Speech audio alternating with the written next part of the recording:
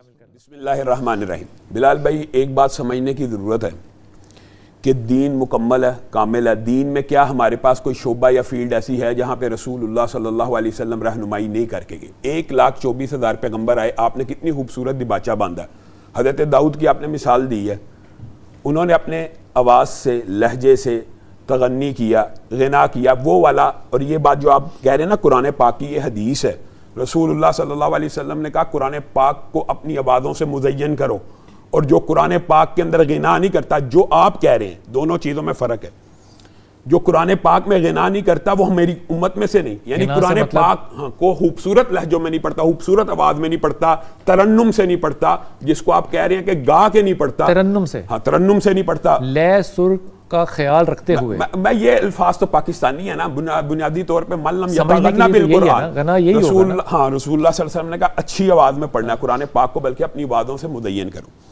اب افراط و تفرید کی بات یہ ہے کہ آواز کے ساتھ یا چڑیوں کی چہچہاہٹ ہو, یا پرندوں کی آوازیں ہوں, یا کھیتوں کی یا سبزے کی لہر ہو, یا پتے کا گرنا ہو, یہ آوازیں یہ نیچرل ہیں اور فطرت ہے. جن آوازوں سے رسول اللہ جن چیزوں سے نیچرلی آواز نکلے وہ ٹھیک ہے. ہاں جھرنا ہے, سمندر کے جھرنے کی آواز ہے, یا آبشار کی آواز ہے, یا پرندوں کی چہچہاہٹ ہے, یا کوے کی کائیں کائیں ہیں, ان آوازوں کے اوپر کبھی آپ کو کسی عالم نے کہا غلط ہے؟ نہیں ہے. نہ قرآن پاک کو غنا سے پڑھنے سے کسی نے روکا. لیکن شاہ جی یہ بھی دیکھیے نا کہ انہی چیزوں کو استعمال کر کے آج نعت کو ہم کس جگہ پہ لے گئے. میں یہ بات یہ نہ کہیں کہ غلط استعمال نہیں ہو سکتا, غلط استعمال تو نیچرل چیزوں کا بھی ہو سکتا ہے. میں یہ کہتا ہوں غنا کی جو اجازت اللہ رب العزت نے دی ہے وہ وہیں تک ہے. 1,24,000 انبیاء میں سے کوئی نبی ڈول لے کے آیا, بانسری لے کے آیا, سرنگی لے کے آیا, تبلا لے کے آیا؟ نہیں. رسول اللہ یہ مثال ہے, میں آپ سے پوچھ رہا ہوں, کوئی لے کے آئے ہیں؟ کوئی رکشا لے کے آیا, کوئی موٹر سائیکل لے کے آیا, میں آپ کو یہ مثال دینے, نہیں میں مثال دے رہا ہوں نا. آپ نے میں آپ کو ایک عرف سمجھا رہا ہوں, عقلی منطقی بات کہہ رہا ہوں کہ آپ نے کبھی کسی شیخ الحدیث کو یا 1,24,000 صحابہ میں سے کسی کو تبلا سرنگی باجا بجاتے ہوئے دیکھا ہے؟ نہیں آتا. وہاں پہ موجود تھا کہ نہیں؟ موجود تھا کہ نہیں؟ میں اس کی حدیثیں کچھ بیان کرنا چاہتا ہوں. رسول اللہ, اور یہ بات بڑی عجیب ہے بلال بھائی, موسیقی کی حرمت کے اوپر قرآن کی آیتیں 4 سے زیادہ موجود ہیں, 4 سے زیادہ قرآن کی آیتیں, اور 20 سے زیادہ حدیث موجود ہیں. ایک چیز واضح طور پہ اللہ رب العزت نے رسول اللہ کے ذریعے حرام قرار دی ہے. ہم زبردستی اس کو حلال کرنا بھی چاہیں گے تو حرام کیسے قرار دیا؟ خون کو حرام کیا ہے, اس پہ اللہ کا نام نہ لیا گیا ہو, حرام کیا ہے.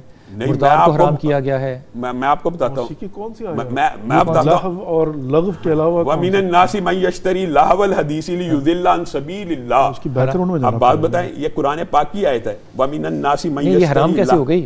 سنیں, ترجمہ پڑھیں گے تو آپ کو پتہ لگے گا نا. ترجمے سے حرام ہونی ہے. اور بعض لوگ ایسے ہیں, ترجمے سے بھی حرام نہیں ہوتی ویسے. نہیں چلیں, اگر حرام نہ ہوتی ہو یہ تو آپ فیصلہ کریں نا. عبداللہ ابن مسعود نے 3 قسمیں کھا کے کہا کہ اس سے مراد گانا ہے. صحابہ کی بات مانی جائے گی کہ ہماری بات مانی جائے گی؟ لیکن اس میں بھی پھر قسمیں ہیں.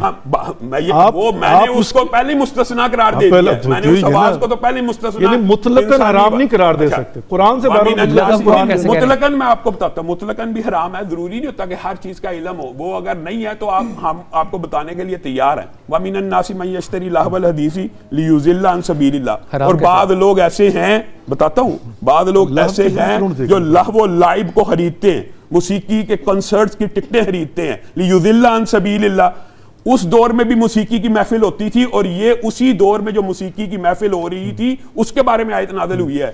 کنسرٹ ہو رہے تھے. تفسیر فرما رہے ہیں کہ ترجمہ فرما رہے ہیں؟ ترجمہ ہے کہ جو خریدتے ہیں گانے والیوں کو, موسیقی کو خریدتے ہیں, لیُضِلَّ کی وجہ سے حرمت ہوگی. وہ لیُضِلَّ عن سبیل اللہ. ہاں بالکل, لیُضِلَّ عن یہ شرط جو ہے نا اس کو حرام کر سکتی ہے. اگر نہیں ہوگی تو سیلف یہ حرام نہیں ہے. میں شرط کے علاوہ ایک بات کہتا ہوں, یہ تو شرط بھی حرام والی ہے بلال بھائی. آگے عبداللہ ابن مسعود ہیں, وہ کہتے ہیں اللہ کی قسم اس سے مراد گانے اور لہو و لعب کی محفل میں جانا ہے. کس قسم کا گانا؟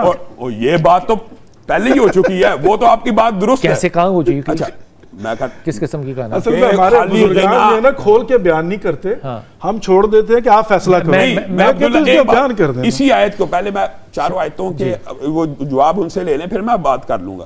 عبداللہ ابن عباس جو ہے نا وہ مفسر قرآن ہے, انہوں نے قسم کھا کے کہا اس سے مراد گانا. بسم اللہ الرحمن الرحیم. ابھی آپ نے سنا ہے نعت شریف, یقین جانیے کہ ایمان تازہ ہو گیا.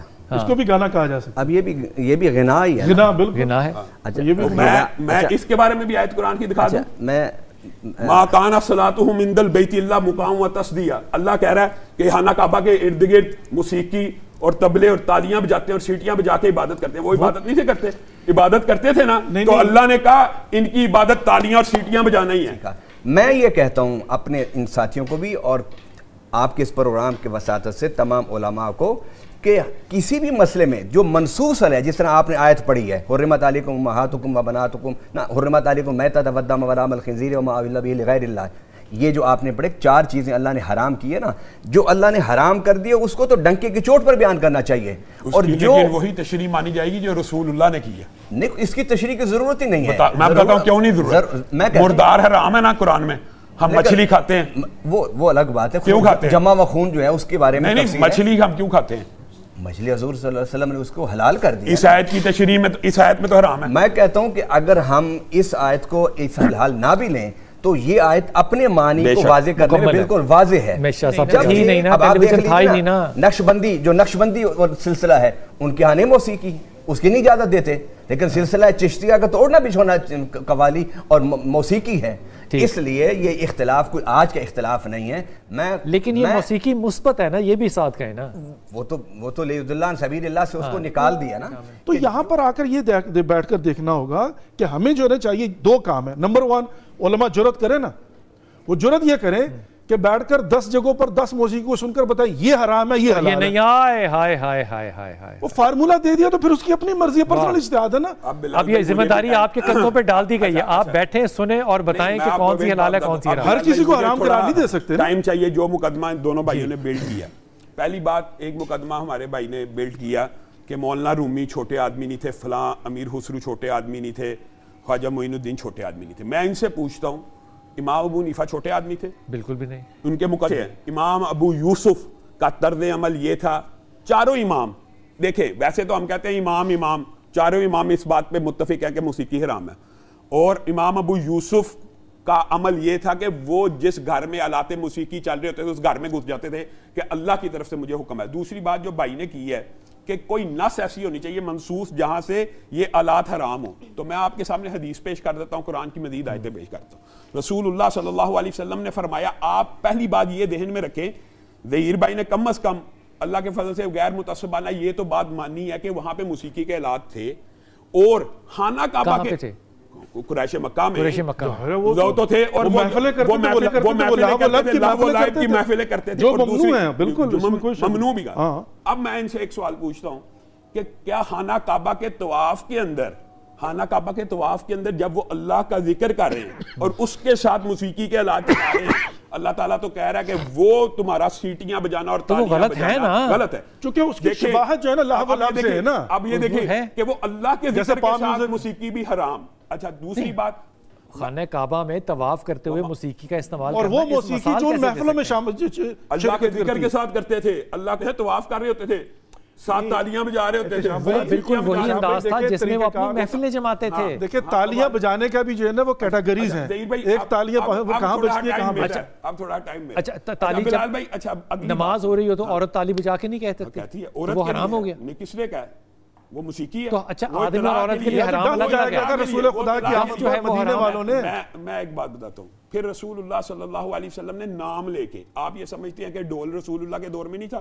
رسول اللہ صلی اللہ علیہ وسلم نے کہا انما حرم علیکم القوبۃ.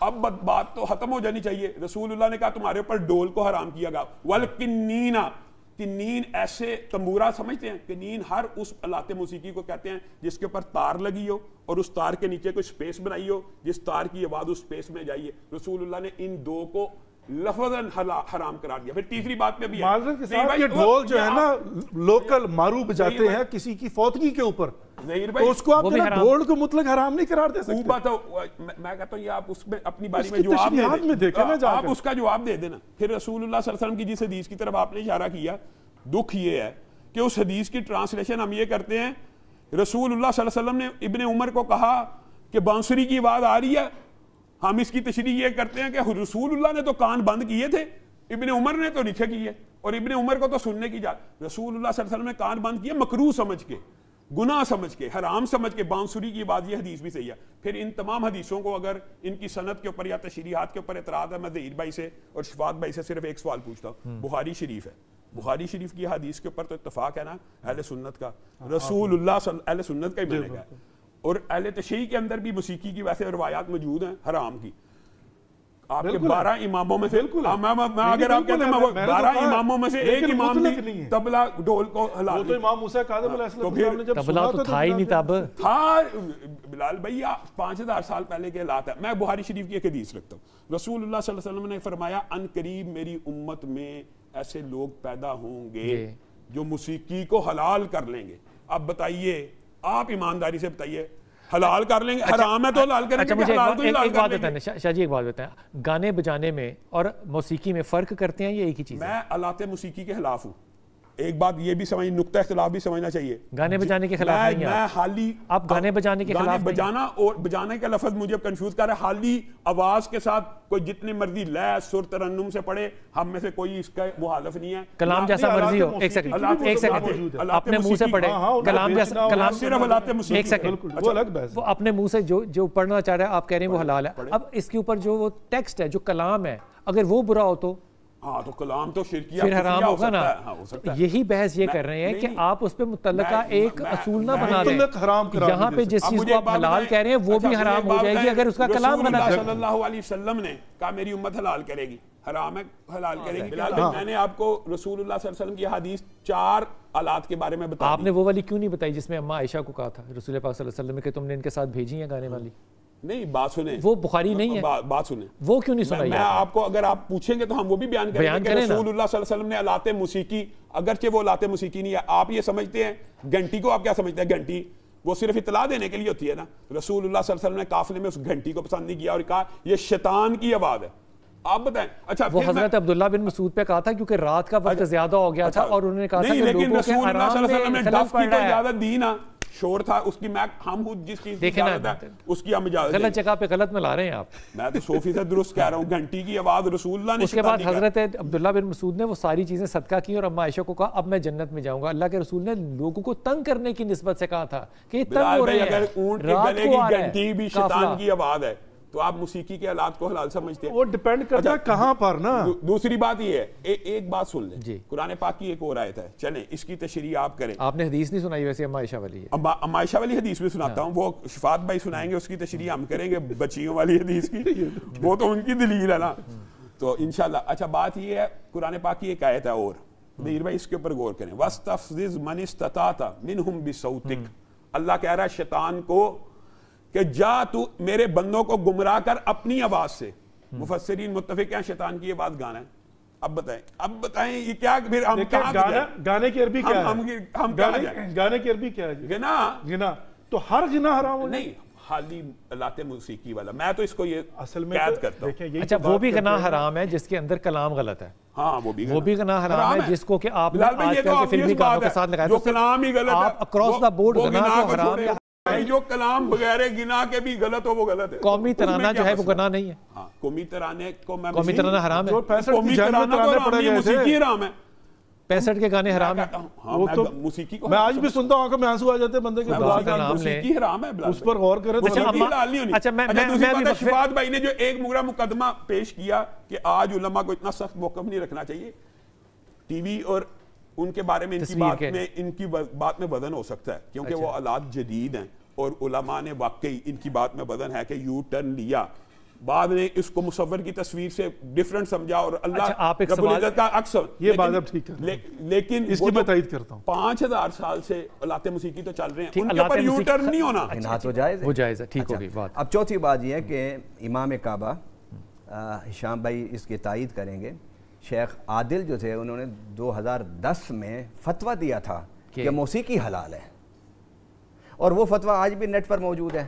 اب میں یہ نہیں کہتا کہ ہم میں سے جو موسیقی کو جائز کہتے ہیں وہ بےہودہ موسیقی، بے مقصد موسیقی، اور ان کا بھی مطلب یہ نہیں تھا. ان کا بھی یہ نہیں تھا، ہمارا بھی یہ نہیں ہے. اچھا تیسری بات یہ ہے کہ موسیقی سے بے حیائی نہیں ہوتی، نہ بہرہ روی ہوتی ہے. موسیقی کے اندر جو اشعار ہوتے ہیں وہ ذہنوں کو خراب کرتے ہیں. اس لیے موسیقی کے ساتھ ساتھ اگر ہم چاہتے ہیں کہ اس سے مثبت پیغام جائے تو پھر ہمیں جو کلام پڑھا جاتا ہے اس پہ توجہ کرنی چاہیے، اس پر توجہ. مثلا انہوں نے کلام پڑھا ہے، اس میں پورا جو محبت حقیقی کی بات ہے، اللہ کی محبت کی بات ہے، رسول اللہ صلی اللہ علیہ وسلم کی محبت کی بات ہے، دین کی محبت کی بات ہے، تو اس میں کوئی حرج نہیں. اگر اشعار وہ صحیح نہ ہوں اور ان میں غلط پیغام ہو، اور چاہے موسیقی کے آلات نہ ہوں، نہ بغیر اس کے، پھر بھی حرام ہونا کیونکہ قرآن میں ہے وَالشُّعَرَاءُ يَتَّبِعُهُمُ الْغَاوُونَ أَلَمْ تَرَ أَنَّهُمْ فِي كُلِّ وَادٍ يَهِيمُونَ وَأَنَّهُمْ يَقُولُونَ مَا لَا يَفْعَلُونَ. یہ اب شاعری کی بھی مذمت کی گئی ہے. اب اس کا یہ نہیں مطلب کہ ہر قسم کی شاعری حرام ہو جائے، حالانکہ اس طرح موسیقی کی مذمت نہیں ہے قرآن پاک میں جس طرح واضح لفظوں میں اللہ تعالیٰ نے شاعری کی مذمت کی. لیکن اس کے باوجود ہمارے ہاں حضرت حسان بہت بڑے شاعر تھے، حضرت عبداللہ بن رواحہ بہت بڑے شاعر تھے، حضرت امام شافعی بہت بڑے شاعر تھے، آج ہمارے اس دور میں بہت بڑے شاعر ہیں. ابو طالب، حضرت ابو طالب بہت بڑے شاعر تھے. کیسے قصیدے لکھے. 14 صدیوں میں تاریخ اسلام میں بڑے بڑے شاعر گزرے ہیں، لیکن جو قرآن نے مذمت کی ہے وہ علی الاطلاق مذمت نہیں ہے.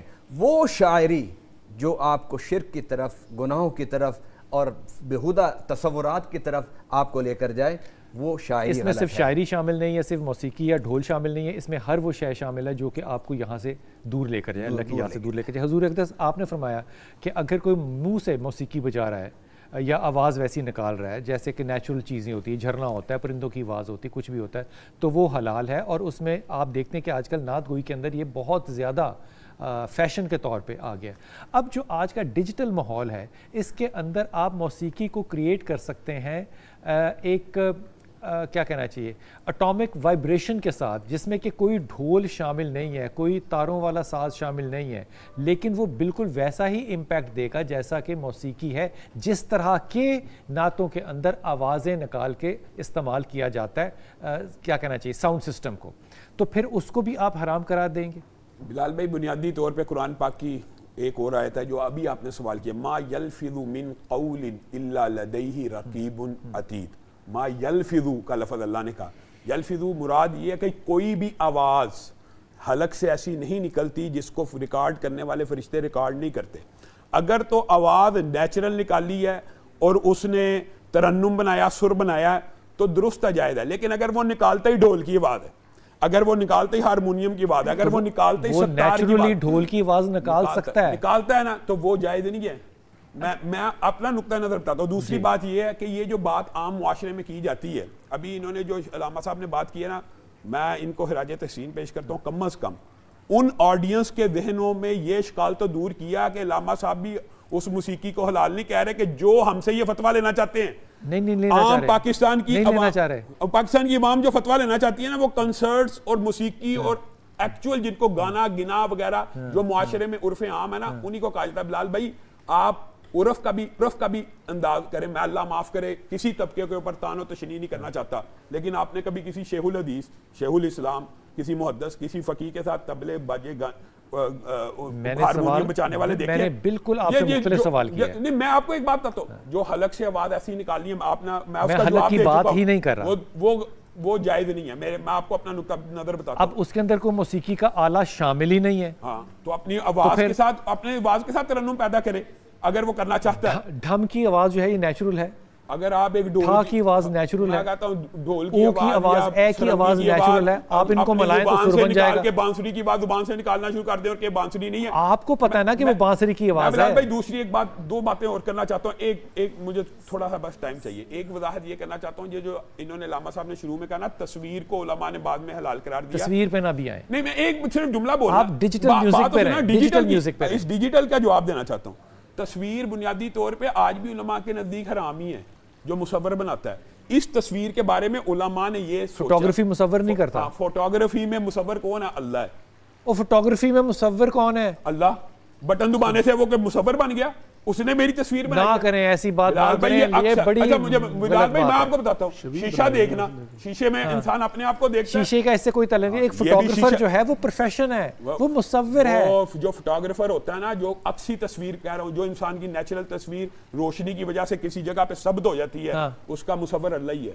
اس وجہ سے علماء نے اس کو حلال قرار دیا. یہ وجہ لاجک بتا رہا ہوں. نہ کریں بات ایسے، نہ کریں. اس نے اپنے ہاتھ سے بنائی ہے, اپنے کیمرے سے بنائی ہے, کیمرے سے بٹن دبانے سے وہ مصور نہیں بن گیا. وہ جو اچھا وہ جو ڈیجیٹل سارا انسٹرومنٹ ہے جو بنایا ہے وہ مصور ہے. ایک سیکنڈ, وہ جو اس آدمی نے اس کیمرے کے اندر وہ ساری ڈیجیٹلائزیشن کی ہے وہ مصور ہے, میں آپ کو ایک بات وہ بھی اللہ ہے. نہ کریں نا ایسی بات. بتاتا ہوں, ایک انسان کا اپنا عکس کسی چیز پہ ثبت ہو جانا, اس کا مصور وہ بندہ نہیں ہے. والا جس نے آلہ بنایا وہ انسان ہے. وہ آلہ بنانے والا بھی انسان ہے, وہ مصور نہیں ہے. انسان کو کس نے بنایا؟ تو آپ اللہ کو نہ لائیں بیچ میں. میں مزید یہ بات موسیقی کی طرف دوبارہ ایک مثال دی ہے یہ سمجھانے کے لیے کہ بیسیکلی وہ یہ مثال غلط تھی, وہ آپ کو نہیں سمجھ آئی. عکس ہے آپ کی تصویر کا. اچھا مصور جو ہاتھ سے بنانے والا, میں تو آپ کی تصویر نہیں بنا سکتا. آپ مجھے کیمرہ نے میں بٹن دباؤں گا میں مصور بن گیا. اور بلال بھائی یہ ایک آرٹ ہے تصویر بنانا آپ کی. اچھا میں آپ سے بالکل مختلف سوال کرتا ہوں, آپ نے اب اس پہ جواب دینا ہے. آپ مجھے بتائیے کہ اسلام کا فنون لطیفہ کیا ہے؟ ہاں اسلام میں یہ جائز نہیں ہے. اب آپ فنون لطیفہ جائز نہیں ہے؟ نہیں, فنون لطیفہ جائز ہے. خدا کا نام انسان کی تصویر بنانا جائز نہیں ہے. میں فنون لطیفہ کی بات کر رہا ہوں. جائز ہے. فائن آرٹس, فائن آرٹس میں انسان کی تصویر شامل نہیں ہے. یہ تصویر بن نہیں رہی, یہ جا نہیں رہی, یہ ایک ردم نہیں بنا ہوا. کس چیز کا ردم کا نہیں بنا ہوا؟ وہ کیمرہ انسان کے ہاتھ کا بنا ہوا ہے. کیمرہ بنا ہوا ہے لیکن یہ تصویر کیمرے کے پیچھے جو کھڑا ہے وہ بھی انسان ہے. نہ میں نہ ظہیر بھائی ہمیں یہ استعداد ہی نہیں کہ آپ کی تصویر بنا سکیں. اچھا ہم کیمرے سے بنا سکتے ہیں. آپ صرف ہاتھ سے بنانے والی تصویر کو حرام سمجھتے ہیں؟ حرام بس, وہ رسول اللہ نے فرمایا ہے. باقی نہیں. باقی کیمرے کو میں نہیں حرام سمجھتا.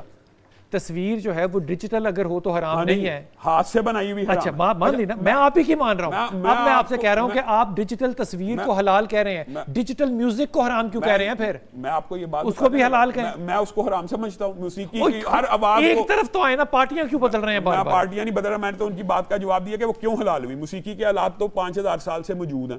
وہ 5000 سال سے علماء کا کوئی اختلاف پیدا نہیں ہوا. آج میں آپ کو بتاؤں یہ جو ڈیجیٹل میوزک ایجاد ہی نہیں ہوا تھا, اب ہوا ہے. ڈیجیٹل تصویر ایجاد ہی نہیں ہوئی تھی, ستار تو تھا, بانسری تو تھی, ان سب کی آوازوں کو شیطانی وعدے چھوڑ دیں. میں نے تو آپ کے آرگومنٹ کے تحت ان کو حرام مان لیا. چلیں میں آپ کو ایک اور قرآن کی آیت پیش کرتا ہوں. اللہ رب العزت نے قرآن پاک میں موسیقی کو قرآن کے بالکل اپوزٹ قرار دیا. آپ کو پتا ہے اللہ نے, یہ آرگومنٹ نہیں ہو رہا, میں بتاتا ہوں, یہ آرگومنٹ نہیں ہو رہا. افمن ھذا الحدیث تعجبون, آرگومنٹ یہ ہو رہا ہے کہ اگر ڈیجیٹل تصویر حلال ہے تو ڈیجیٹل میوزک حرام کیوں ہے؟ اللہ تعالیٰ ایک یہ بحث ہے. میں آپ کو بتاتا ہوں, اس بات کی طرف بھی آتے ہیں. مجھے ایک بات بتائیں, جس چیز کو میں حرام قرار دے رہا ہوں اللہ تعالیٰ اس کو قرآن کے بالکل مقابل کیوں لے کے آئے ہیں؟ ڈیجیٹل کا کہاں ذکر ہے قرآن میں؟ میں آپ کو ایک قرآن کی آیت سنانے لگا ہوں. افمن ھذا الحدیث تعجبون وتضحکون ولا تبکون. کیا آپ قرآن پاک کے بارے میں جب آپ کو کہا جاتا ہے پڑھو اور سنو, اس کے بارے میں آپ اعجاب کرتے ہیں؟ وانتم سامدون, اور جب گانا گائے جاتے ہیں آپ شوق سے سنتے ہیں, اور جب گانا گنگنائے اللہ تعالیٰ نے گانے کا ذکر قرآن کے ساتھ کیوں ہے؟ آپ بات کو بالکل الٹی طرف لے کے جا رہے ہیں بھائی. قرآن پاک میں گانے کو قرآن کے متضاد قرار دیا. گانے کی بات نہیں ہو رہی ہے, بات ہو رہی ہے کمپیریٹیو کی, کہ اگر ڈیجیٹل موسیقی ڈیجیٹل تصویر حلال ہے تو ڈیجیٹل میوزک حرام کیوں ہے؟ میں بتاتا ہوں, ڈیجیٹل تصویر میں جو حرام کی علت ہے نا وہ انسان کے ہاتھ سے بنانا تھی, اس لیے وہ حلال. ظہیر بھائی قرآن کے اندر جو انسٹرومنٹس ہیں نا ان کی حرمت واضح ثابت نہیں. نمبر ایک واضح ثابت نہیں ہے حرمت ان کی انسٹرومنٹس کی. احادیث مطلب بتا دیں, یہ جو آلات موسیقی ان کی حرمت سے کیا مراد ہے؟ یعنی ان کا مطلقاً حرام ہونا قرآن میں صریحاً جو ہے نا وہ نہیں ہے, وہ لہو اور لغو کے معنوں میں آتا ہے ود کنڈیشن. اگلی بات, احادیث اور روایات. حدیث کہتے ہیں نبی پاک محمد مصطفیٰ صلی اللہ علیہ وسلم کا فرمان, روایات ہم کہتے ہیں ائمہ علیہ السلام کے فرمان, امام علی سے لے کر بعد امام تک. حدیث میں اور روایت میں آلات موسیقی کی حرمت ثابت ہے. اس کا بیچنا, اس کا خریدنا, اس کا استعمال. پھر کہیں میرے آقا صلی اللہ علیہ وسلم فرمایا وَإِن زَنَا وَإِن سَرِقَ, اگرچہ وہ زنا کریں اور چوری کریں وہ مومن رہیں گے, اور ایمان کی بنیاد پر, لا الہ الا اللہ کی بنیاد پر, توحید کی بنیاد پر وہ جنت میں جائیں گے. بنیاد جنت میں جانے کی توحید ہے.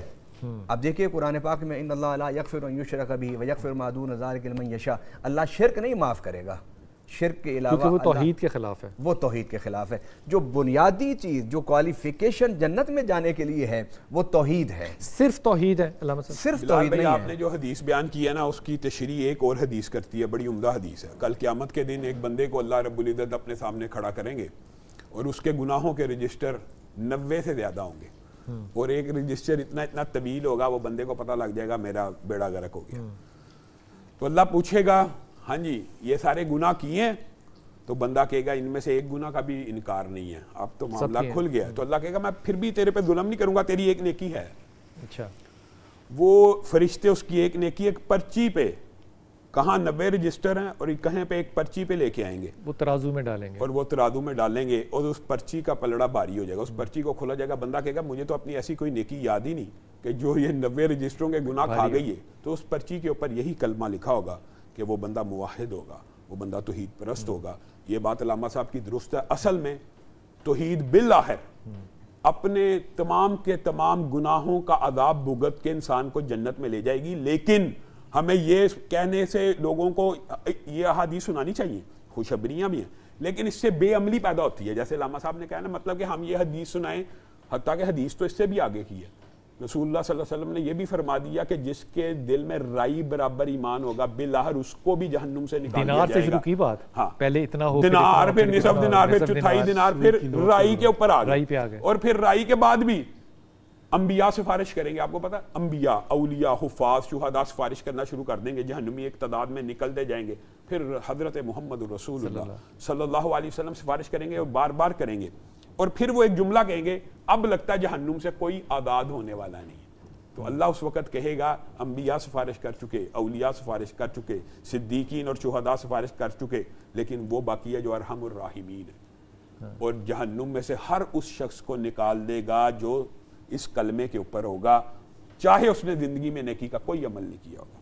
تو یہ بات تو ہے, لیکن اس بات سے کہیں شاہ جی غلط فہمی بھی نہ لیں. ہاں ہاں, بے عملی کی بے عملی نہیں کرنی. مطلب کہ بات یہ کہ جہنم کا جو عذاب ہے بھگتنے کے لیے تیار ہو, یعنی کون تیار ہے؟ کون تیار ہے؟ بلال بھائی, ان الدین عند اللہ الاسلام, قرآن پاک کی آیت ہے کہ جو بندہ رسالت کا منکر ہو وہ جنت میں نہیں جاتا, وہ جنت میں نہیں جا سکتا. یہ اللہ تعالیٰ نے اسی طرح عقیدے کا مسئلہ بیان کیا ہے. ایک بات لیکن جو انہوں نے کی ہے نا, اس کو میں ضرور بڑھانا چاہتا ہوں. میرے ذہن میں وہ حدیث آ گئی بلال بھائی, بڑی اہم ہے. ہم لوگوں کو جب رحمت کی اور مغفرت کی حدیث سناتے ہیں, بے عملی پیدا ہوتی ہے. علامہ صاحب کی یہ بات بڑی اہم ہے, بے عملی پیدا ہوتی ہے, لیکن اس بے عملی کو دور کرنے کی ایک حدیث ہے. رسول اللہ صلی اللہ علیہ وسلم نے فرمایا کوئی بندہ اس دنیا میں سب سے زیادہ مشکل میں رہا, آدم سے لے کے قیامت تک سب سے زیادہ آزمائش اور تکلیف کسی بندے پہ آئی ہے, جب اس کو جنت میں ایک لمحے کے ہزار میں حصے سے گزارا جائے گا, وہ کہے گا مجھے تو زندگی میں کبھی کوئی غم ہی نہیں آیا. اور وہ بندہ جس نے یہ دنیا ساری کی ساری ناد و نام نعمتوں میں گزاری ہے, اس کو جہنم میں سے ایک لمحے کے ہزار میں حصے میں گزارا جائے گا تو وہ دنیا کی ساری نعمتیں بھول جائے گا. تو وہاں پہ لابسین فیہا احقابا لا یذوقون فیہا بردا ولا شرابا, وہاں پہ ایسے ایسے لمبے عرصے انسان اگر یہ پریپیئر ہے کہ ہاں میں ہزاروں برس کی جہنم کاٹ لوں گا, تو پھر کلمہ توحید پہ قناعت کر لے. ہم نے زبردستی تو لوگوں کو جنت میں نہیں لے جانا نا. آپ فرماتے ہیں جی کہ اگر ہم نے یہ حدیث بیان کر دی تو اس سے بے عملی پیدا ہوگی. میرا سوال یہ, کیا یہ حدیث ہے؟ اگر ہے تو کس کی ہے؟ نبی پاک کی. ان کو نہیں پتا تھا کہ بے عملی پیدا ہوگی, انہوں نے بیان کیوں کر دی؟ یہاں پر آپ جو ہے وہ نبی پاک محمد مصطفیٰ صلی اللہ علیہ وسلم سے بھی زیادہ دل سوز ہو گئے. یہ صحیح کہہ رہے ہیں, آپ کی بات درست ہے. فرمان رسول ہے, اس کو بیان کرو. اس کو بیان کر جب رسول اللہ نے بیان کر دیا, میں کہوں نہیں یہ سے جب ہم اس کا مطلب نعوذ باللہ من ذالک استغفر اللہ, میں ایڈیشن کرنا چاہتا ہوں, میں یعنی اپنی ججمنٹ جو ہے نا وہ. لیکن ظہیر بھائی اکیلی یہ حدیث تو نہیں ہے نا, ڈرانے والی بھی ہے نا, دونوں کا توازن پیدا کرنا چاہیے. یہ نہیں کہ انسان صرف رحمت, لیکن اس کے اندر اپنی رائے شامل نہیں کرنی چاہیے, بریکٹ کر دینی چاہیے, بیان کر دیں. جو خدا کے ساتھ شریک کرے وہ مشرک ہے, وہ تو جنت میں نہیں جائے گا. کبھی بھی نہیں جائے گا. گستاخ رسول کبھی بھی نہیں جائے گا. کبھی بھی نہیں جائے گا. مشرک کبھی بھی نہیں جائے گا.